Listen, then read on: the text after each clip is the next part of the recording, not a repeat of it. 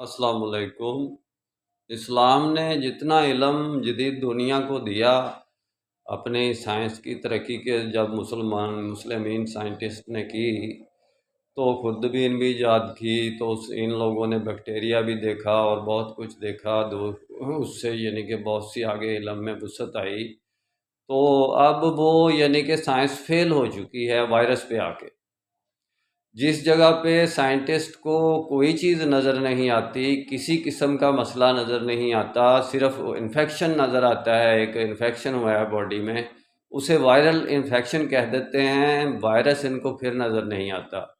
जो चीज़ साइंस की दलील में नज़र ना आए या जिसका वजूद ही आप तस्लीम ना करें, तो उसकी बुनियाद पर आगे आप कोई कानून भी नहीं बना सकते।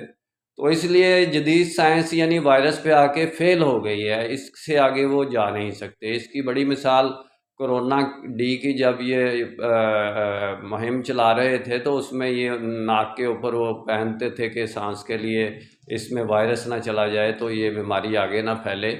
तो भाई सांस के अगर हाइड्रोजन ऑक्सीजन से मिला सांस अंदर जा सकता है, हवा अंदर जा सकती है, हवा के मॉलिक्यूल्स अंदर जा सकते हैं इतने बड़े बड़े सांस के ज़रिए, तो क्या वायरस इतना छोटा जो कि नज़र भी नहीं आता? हवा के कंपोनेंट्स को तो हम देख भी सकते हैं, उनको गिन भी सकते हैं, उनके मॉलिक्यूल्स को अंदाज़ा भी कर सकते हैं कि क्या हजम है इनका, क्या इनकी वेलोसिटी है। तो वो वायरस कैसे अंदर दाखिल नहीं होता होगा जो इन्होंने मुंह के ऊपर चढ़ाया होता है ये मेडिकल साइंस वालों ने? तो इसका मतलब है ये यानी कि फुद्दू खाता लगाया हुआ है इन लोगों ने, ये जदीद मेडिकल साइंस वालों ने, ये नाक पे जो चढ़ाते हैं अपने कि इससे हम वायरस से बच जाते हैं, इससे हम ये फ़लानी चीज़ से बच जाते हैं, फ़लानी चीज़ से बच जाते हैं।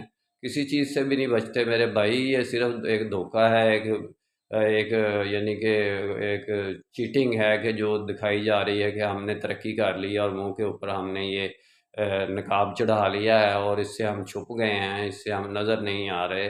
जैसे वायरस नहीं नज़र आता, वैसे आप गुम हो गए हैं। मेरा काम इस्लामिक वर्ल्ड की अमन और यूनाइटी का है। इंशाल्लाह डिटेल में बात फिर होगी।